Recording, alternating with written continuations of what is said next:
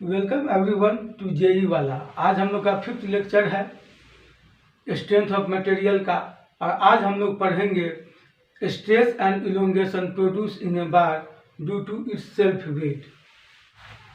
तो यहाँ पर हम जो है इसका डायग्राम बना लिए हैं, अब थोड़ा सा एक्सप्रेशन लिख दिए हैं। तो देखो, इसका हमको सेल्फ वेट के कारण स्ट्रेस और स्ट्रेन निकालना है, ठीक है। तो यहाँ पर एक छोटा सा हम लोग स्ट्रिप बना लिए हैं, A B C D, D Y है और वाई है। ये इसलिए बता रहे हैं कि इस एक्सप्रेशन से हम लोग का ग्राफ वगैरह सब कुछ निकल जाएगा। आप फिर क्वेश्चन भी देखेंगे इस पर किस किस तरह से ग्राफ वगैरह से क्वेश्चन आता है।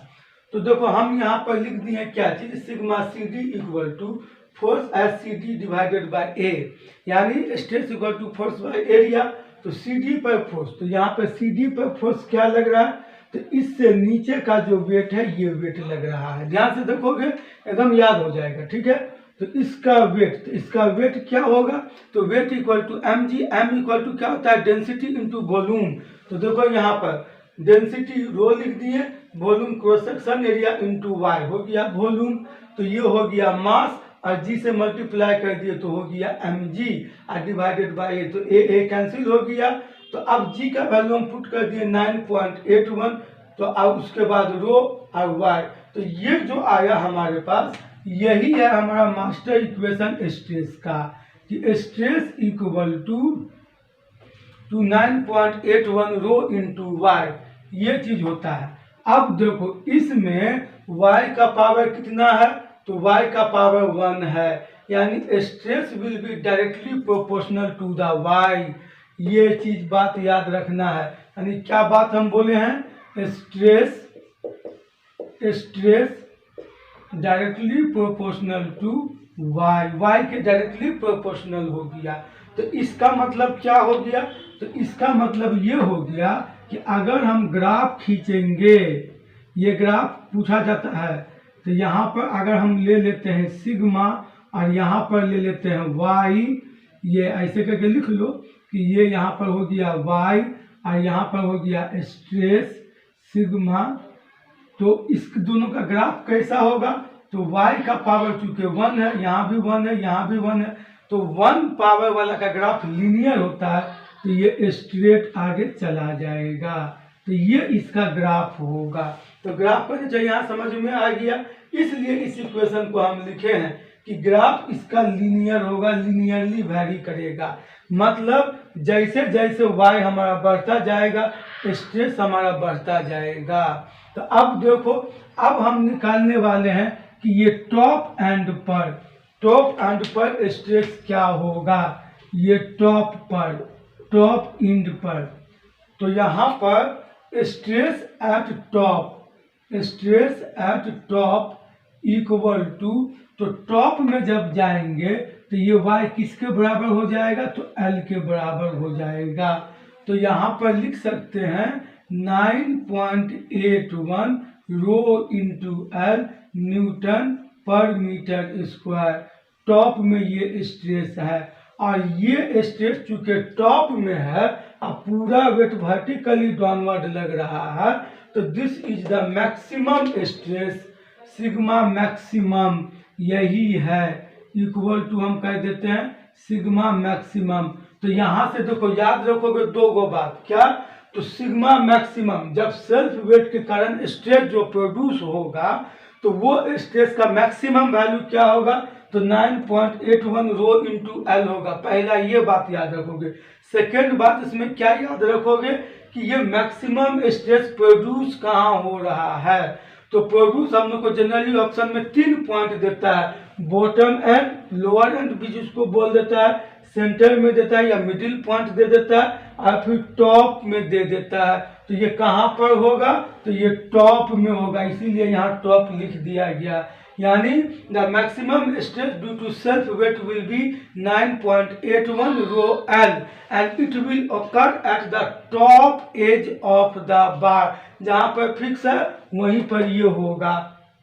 अब आगे देखते हैं कि मिनिमम इसका क्या होगा। तो अगर हम लोअर एंड में आ जाते हैं इस जगह पर, तो ये y का वैल्यू क्या हो जाएगा, 0 हो जाएगा। तो यहाँ पर sigma at lower and, sigma lower and पर क्या होगा, तो देखो y 0 किए तो ये पूरे 0 हो गया, तो ये 0 हो गया, और ये क्या होगा, तो ये मिनिमम स्ट्रेस होगा, ये मिनिमम होगा। तो मिनिमम का भी वैल्यू यहाँ से पता चल जा रहा है कि मिनिमम स्ट्रेस कितना प्रोड्यूस होगा, तो 0 प्रोड्यूस होगा।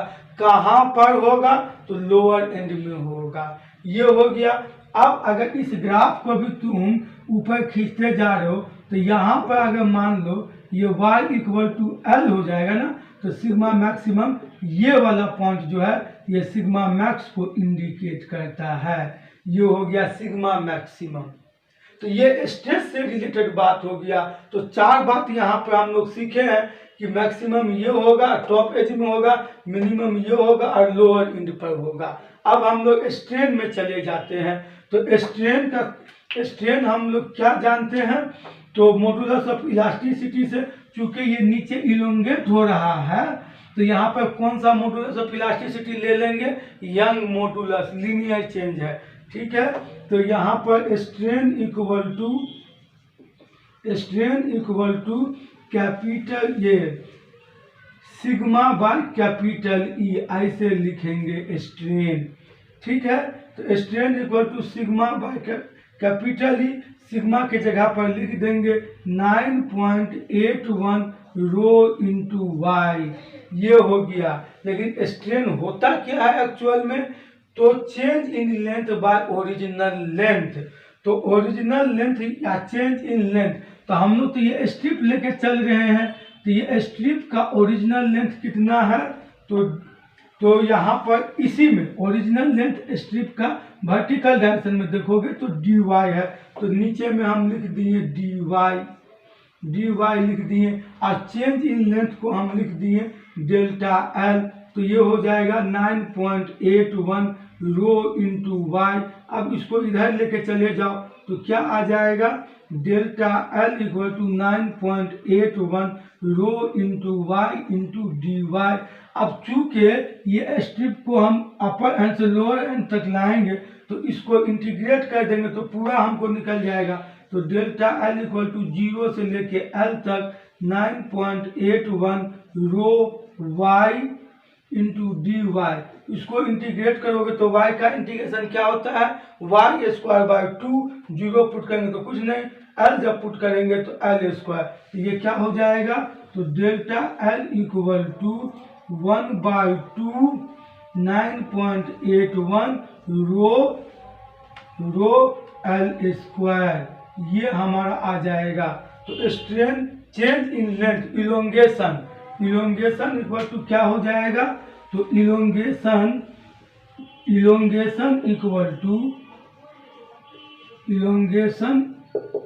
Delta L equal to half into rho into L square into 9.81। चाहो तो इसको काट के भी सिंप्लीफाई कर सकते हो, या फिर हम लोग ऐसे भी इसको लिख करके छोड़ सकते हैं। इसमें एक चीज छूट रहा है, वो क्या, तो हम ई को मेंशन नहीं किए हैं, यहाँ पर ई वगैरह था ना, तो ई को यहाँ मेंशन करोगे, ठीक है। ये मिस्टेक से ये छूट गया है, तो ई लिख दिए हैं, यहाँ पर भी ई लिख दिए हैं, और यहाँ पर भी ई लिख दिए हैं। तो ये सबको थोड़ा सा ध्यान रखना है। तो यहाँ पर भी हम लोग का क्या होगा, तो ई हो जाएगा। तो फॉर्मूला याद करने के लिए सबसे बेस्ट है कि तुम ऐसे याद रखना कि elongation delta L equal to rho 9.81 rho L square by 2e। ये फॉर्मूला को याद रखोगे,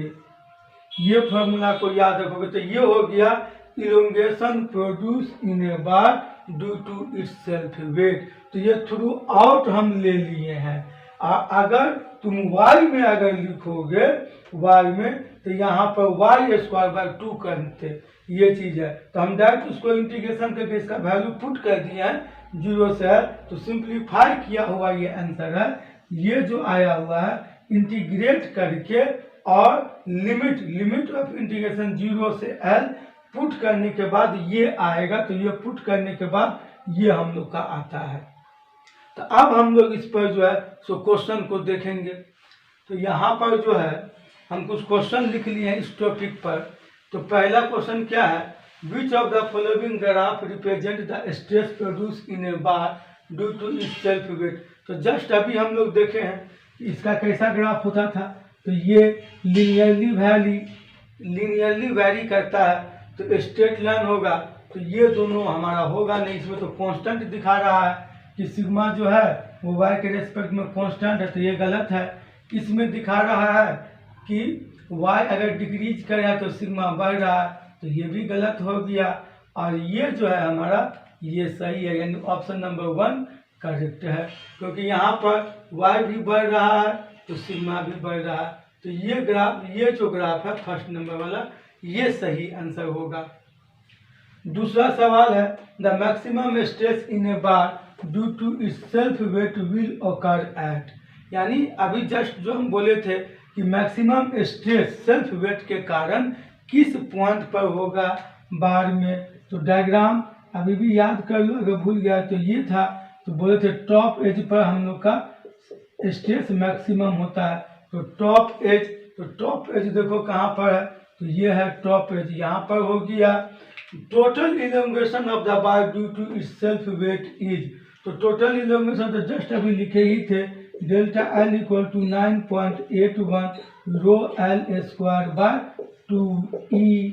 अगर नहीं याद रहे तो तुमको अगर स्ट्रेस याद है 9.81 रो इंटू वाई, तो उसको जो है निकाल लो, उससे भी तुम निकाल के बना सकते हो, थोड़ा सा भी टाइम नहीं लगेगा।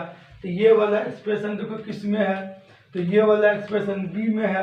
तो ये थोड़ा सा ध्यान से टिक मारोगे, क्योंकि इसमें सब मिलता जुलता रहता है, कभी 2 कहीं दिखा कहीं नहीं दिखा, तो हड़बड़ा के नहीं टिक मारना है। तो आप देख करके तो बी ऑप्शन ठीक है, तो बी पे ये टिक मार दिए। तो ये हो गया, इस पे आधारित जो है कुछ सैंपल प्रॉब्लम हो गया। अब जो है हम लोग देखेंगे बार ऑफ यूनिफॉर्म स्ट्रेंथ। तो यहाँ पर जो है हम लोग अब देखने जा रहे हैं कि कुछ हम लोग को केस मिलता है, जैसे bar of uniform strength, stress in a bar due to rotation, और फिर elongation produce in taper rod. तो इस टाइप में डायरेक्ट फार्मूला हम लोग से पूछा जाता है। तो पहले हम लोग देख लेते हैं bar of uniform strength. Bar of uniform strength का मतलब होता है वैसा बार जिसका स्ट्रेंथ थ्रू आउट कॉन्स्टेंट रहता है। इसीलिए यहाँ पर लिख दिए हैं कि sigma equal to stress at everywhere, मैंने यहाँ से लेकर यहाँ तक पूरे में सिग्मा ही स्ट्रेस लग रहा है। इसमें हम लोग को क्या पूछता है, तो इसमें जनरली हम लोग को पूछता है A1 और A2 जो क्रॉस सेक्शन एरिया है दोनों, इसके बीच का रिलेशन पूछता है। तो what is the relation between the cross sectional area of the bar of uniform strength. तो इसका क्रॉस सेक्शन एरिया के बीच में जो रिलेशन है वो A2 equal to A1 e का power 9.81 rho L by sigma. Rho क्या हो गया, तो डेंसिटी ऑफ दिस बार, इस बार का डेंसिटी एल हो गया, लेंथ यहाँ पर नहीं दिखा है तो लेंथ ये हो गया एल। इसके बाद सिग्मा, तो स्ट्रेस हो गया A1 यहाँ का क्रॉस सेक्शन एरिया, A2 ऊपर का क्रॉस सेक्शन एरिया। ये हम लोग का बार ऑफ यूनिफॉर्म स्ट्रेंथ में पूछा जाता है। सेकंड जो यहाँ पर दिए हैं stress in a bar due to rotation, अगर कोई बार को उसके सेंट्रोइडल एक्सिस पे रोटेट किया जाए तो इसमें क्या स्ट्रेस प्रोड्यूस होगा। तो जब किसी भी बॉडी को रोटेट कराते हैं तो उसमें सेंट्रीफ्यूगल फोर्स प्रोड्यूस होता है। तो जब सेंट्रीफ्यूगल फोर्स प्रोड्यूस होगा तो वो स्ट्रेस भी प्रोड्यूस करेगा। इसीलिए जब भी किसी बार को हम लोग रोटेट कराते हैं तो उसमें जो है स्ट्रेस प्रोड्यूस होता है। तो सेंट्रीफ्यूगल फोर्स का फॉर्मूला क्या होता है, centrifugal force Fc equal to m omega square r, m for mass, omega for ये रेडियन पर सेकेंड, और उसके बाद जो होता है ये हो जाता है रेडियस। तो ये यही चीज को हम यहाँ पर लिखे हैं। तो मास के लिए रो इंटू एरिया, ये हो गया ओमेगा स्क्वायर, और यहाँ पर मास होता है डेंसिटी इंटू वॉल्यूम, तो रो इंटू ए, क्रॉस सेक्शनल एरिया इसका ए है, तो इसको लेंथ से मल्टीप्लाई करना पड़ेगा। तो यहाँ पर जो हम लोग स्ट्रिप काट लिए हैं, तो ये स्ट्रिप को लेकर के हम कर रहे हैं। तो क्या होगा, L/2 माइनस एक्स होता है, एक्स होता है। तो इसी चीज को यहाँ पर एक्सप्रेस किया गया है तो rho A omega square by 2 L square by 4 minus X square. तो ये हम लोग का आ गया किसका, तो सेंट्रीफ्यूगल फोर्स का एक्सप्रेशन। ये एक्सप्रेशन इसलिए लिखे हैं कि इससे हम लोग को पता चल जाएगा कि स्ट्रेस जो प्रोड्यूस होगा वो एक्स के साथ कैसे वैरी करेगा, मतलब यहाँ से हॉरिजॉन्टली आगे जाएंगे तो कैसे ये वैरी करेगा। तो इसलिए ये एक्सप्रेशन हम लोग को हेल्पफुल रहेगा। तो stress equal to force by area, तो सेंट्रीफ्यूगल फोर्स ये हुआ, इसको एरिया से यहाँ भागा कर दिए तो ये कैंसिल हो जाएगा। तो हम लोग का स्ट्रेस क्या हो जाएगा, तो स्ट्रेस इक्वल टू हो जाएगा रो omega square by 2 into L square by 4 minus X square. ये हो जाएगा स्ट्रेस न्यूटन पर मीटर स्क्वायर। ये हो गया स्ट्रेस। अब अगर हम लोग स्ट्रेस इसमें मैक्सिमम कहाँ होगा और मिनिमम कहाँ होगा ये देखना चाहते हैं, तो देखो एक्स ये मैक्सिमम कब होगा, सिग्मा मैक्सिमम कब होगा, जब x इक्वल टू 0 होगा। तो x 0 कहाँ पर होगा, तो y एक्सिस पर 0 होगा। तो यहाँ पर मैक्सिमम क्या हो जाएगा, तो रो omega square L square by 8 Newton पर मीटर स्क्वायर, ये हो जाएगा मैक्सिमम। ठीक है। अब इसके बाद जो है मिनिमम क्या होगा, तो मिनिमम यहाँ पर 0 होगा। तो कब होगा, तो ये इसको यहाँ से यहाँ लेके चले जाओ, तो ये क्या लेंथ हो जाएगा, तो l/2। तो l/2 का स्क्वायर करोगे तो l स्क्वायर बाय 4, तो l square by 4 minus l square by 4 0 हो जाएगा। तो सिग्मा मिनिमम 0 के बराबर होगा। कहाँ पर होगा, तो लास्ट टिप पर हो जाएगा। ये हो गया। इसके बाद स्ट्रेन अगर निकालेंगे तो EC equal to sigma by E d x. तो चूंकि स्ट्रिप लेके चल रहे हैं तो इसको इंटीग्रेट करेंगे तो 0 से l/2 सिग्मा डी एक्स।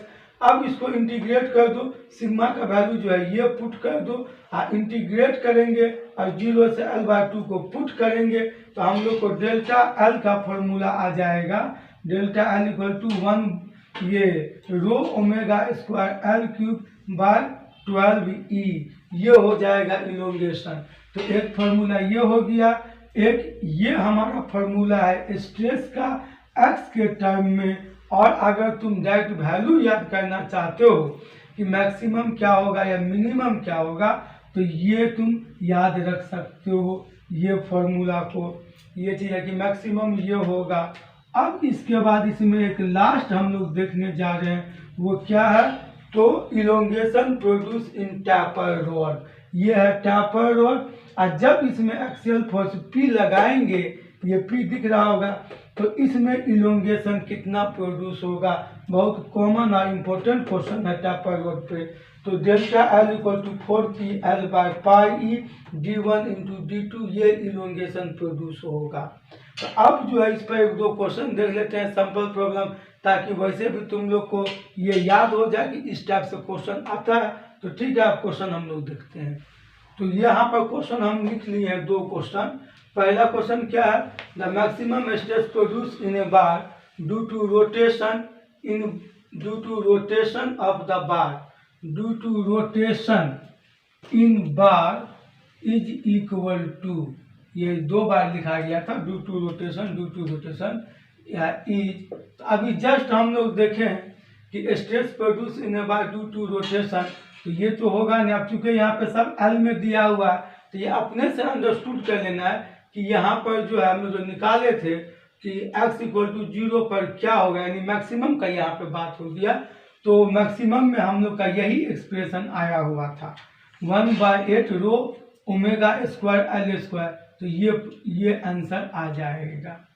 तो ये हो जाएगा आंसर। अब दूसरा क्वेश्चन है, the relation between cross section area of the bar of uniform strength. जो सबसे पहला हम लोग देखे थे A2 और A1 के बीच का रिलेशन। तो A2 equal to A1 e का power 9.81 rho L by sigma, ये होता है रिलेशन।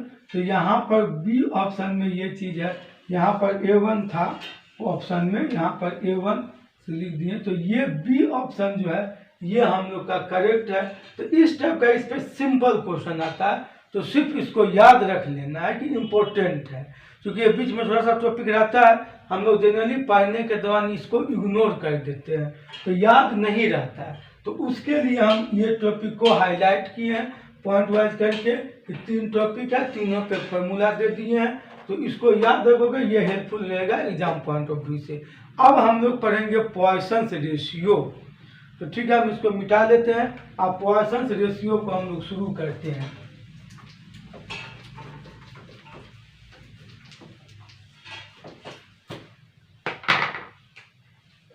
पॉइसन्स रेशियो,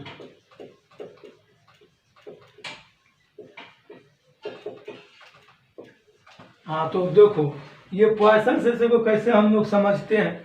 तो देखो ये मेरे पास में एक बॉडी है, आप इसमें क्या है कि अगर कंप्रेसिव फोर्स लगाएं या टेंसाइल फोर्स लगाएं, तो कोई भी फोर्स लगाएं, मान के चलो कि कंप्रेसिव ही लगा रहे हैं, तो लेंथ में चेंज होगा, लेंथ छोटा होगा, लेंथ छोटा होगा तो डायामीटर भी बढ़ेगा।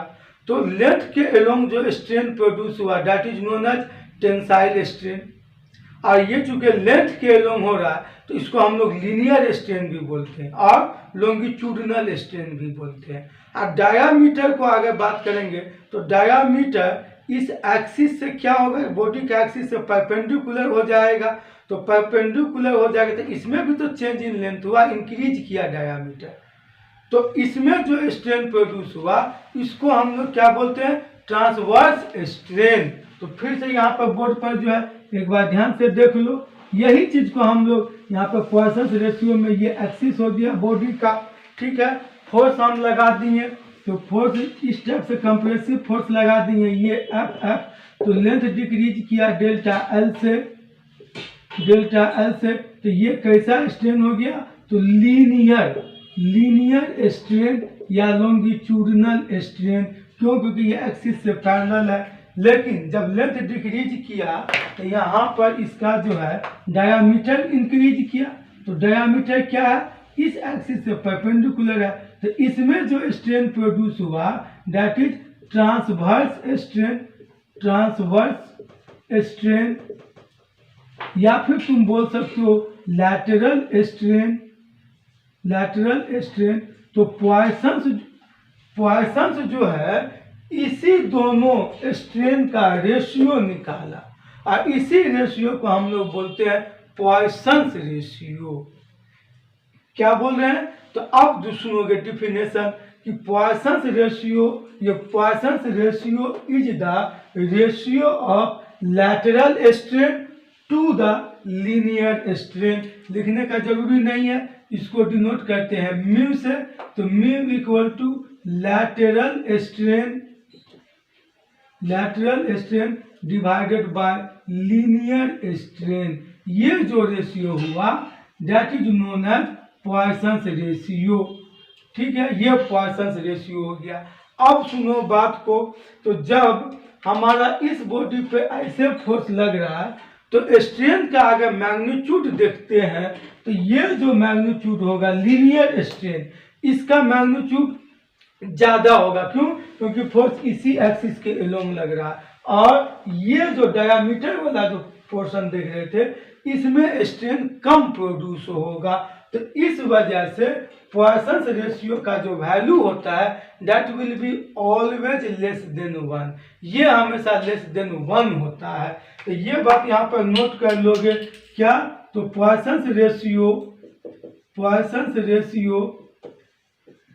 इज ऑलवेज लेस देन 1, ये लेस देन 1 होता है। इक्वल टू 1 हो जाएगा कब, तो अगर दोनों में इक्वल स्ट्रेन प्रोड्यूस हो, अगर इक्वल स्ट्रेन नहीं प्रोड्यूस हुआ तो ये लेस देन 1 होता है, और जनरली यही होता है। जैसे आप कोई भी तुम अगर रबर बैंड ही ले लो एग्जांपल के तौर पे, तो रबर बैंड को हाथ से पकड़ के ऐसे खींचो तो लेंथ में तुमको काफ़ी इंक्रीज मिलेगा, लेकिन डायामीटर बहुत कम उसका डिक्रीज होगा। तो तब जो तुम ये करोगे तो यह 1 से बहुत ज़्यादा कम आ जाएगा। तो इसलिए पॉइसन्स रेशियो जो होता है वो लेस देन 1, इसको याद रखोगे, क्यों, क्योंकि ये भी एक क्वांटिटी ऐसा हुआ जो लेस देन 1 हुआ। तो विच of the following quantity is always less than 1 में पॉइसन्स रेशियो भी आता है। बात समझ गए। कभी 2-3 क्वांटिटी और भी क्वांटिटी है जो लेस देन 1 होता है, जिसमें से एक ये भी है लेस देन 1। तो ये याद रखने का चीज़ है, इसलिए इस पर थोड़ा सा इतना हम ज़्यादा जोर दे रहे हैं, बार बार इसको बोल रहे हैं। अब देखो, अब यहाँ पर क्या होता है, तो mu equal to lateral strain by linear strain लिख दिए हैं, तो इसको हम लोग लिखते हैं किसके बराबर, तो इक्वल टू 1/m। m यहाँ पर क्या है, तो where m is a constant, m जो है m क्या है, तो कांस्टेंट है, एक कांस्टेंट, और इसका वैल्यू कितना होता है, एक कांस्टेंट। और वैल्यू जो होता है m का वो 3 से लेके 4 के बीच या 3 से लेके 4 तक वैल्यू होता है। तो तुम अगर इससे भी अगर चलोगे, यहाँ पर बैठाओगे m का वैल्यू, तो 3 रखो या 4 रखो या इसके बीच का कोई भी नंबर रखो, तो ये 1 से कम ही होगा। तो इससे भी पता चल रहा है कि पॉइसन रेशियो जो है वो 1 लेस देन 1 होगा। तो ये हम लोग का हो गया पॉइसन रेशियो के बारे में। अब हम लोग देखेंगे रिलेशन बिटवीन ई के एंड सी, यानी relation between various modulus of elasticity, relation between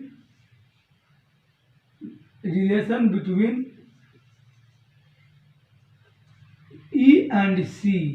पहले relation between E and C देख ले। तो पहला रिलेशन लिख लिए हैं, E equal to 2c into 1 plus 1/m। ये पहला रिलेशन हो गया ई और सी के बीच में। दूसरा हम लिखे हैं ई और के बीच में, तो E equal to 3k 1 minus 2/m। और तीसरा रिलेशन ई सी एंड के बीच में, तो E equal to 9kc/3k plus C. तो देखो बात को थोड़ा सा यहाँ पर अब थोड़ा सा ध्यान दोगे, कभी कभी जो है ये रिलेशन जो हम लोग को पूछता है तो वो m के टर्म में पूछता है, और कभी कभी म्यू के टर्म में पूछ देता है। ये सिंबल म्यू को लेकर के पूछ देता है। तो अगर म्यू को लेकर अगर ये रिलेशन को अगर याद रखोगे, तो E इक्वल टू होगा 2c इंटू 1 प्लस म्यू। ये चीज को भी याद रखना है कि अगर म्यू से अगर पूछे तो म्यू से ये हो जाएगा। इसको अगर देखेंगे तो ये क्या हो जाएगा, E equal to 3k into 1 minus 2 mu. ये तो ये कंफ्यूज नहीं होना है, ये पॉइसन रेशियो का सिंबल से किया गया है। और अगर m से अगर पूछ देता है तो mu equal to 1/m change करके भी आसानी से कर सकते हो। तो किसी एक फॉर्म में याद रखो, इसमें वो झंझट नहीं है कि म्यू है या m है। इस दोनों में इस चीज को ध्यान रखोगे कि 1/m या यानी m के टर्म में पूछा है या फिर म्यू के टर्म में पूछा है। तो अब इस पर भी जो है क्वेश्चन अगर देखोगे तो हम बता देते हैं क्वेश्चन। जैसे इस पर जनरली जो क्वेश्चन जो तुमको मिलता है इस दोनों टॉपिक को मिला करके, तो इसमें क्वेश्चन तुमको पूछता है पहला चीज कि पॉइसन रेशियो किसका रेशियो है, या Poisson ratio is given by, तो lateral strain by linear strain. Lateral strain को ट्रांसवर्स स्ट्रेन भी बोलते हैं और लीनियर स्ट्रेन को लॉन्गिट्यूडिनल स्ट्रेन भी बोलते हैं। ये हो गया।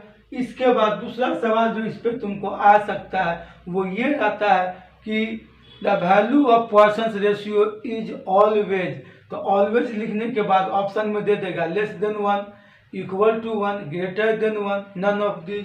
तो हम लोग जनरली देखते हैं या कि ये पॉइसन रेशियो का वैल्यू हमेशा 1 से कम ही आता है, तो लेस देन 1 इसका करेक्ट आंसर होगा। तो ये इसको टिक कर देंगे हम लोग। इसके बाद अगर हम दूसरा में अगर जाएंगे तो इसमें m का वैल्यू लेकर के पूछा जाता है कि Poisson ratio is equal to 1/m, then the value of m will be equal to, तो m का वैल्यू 3 से 4 तक लाई करता है। इसके बाद जो है रिलेशन ये तीनों पे पूछ दिया जाता है कि व्हाट इज द रिलेशन या relation between Young modulus E and C. तो ये दोनों में से किसी एक को तुम याद रख सकते हो, और ये अगर दोनों में से कोई एक फॉर्म याद है तो दूसरा अपने आप तुम लिख सकते हो। तो ये हो गया।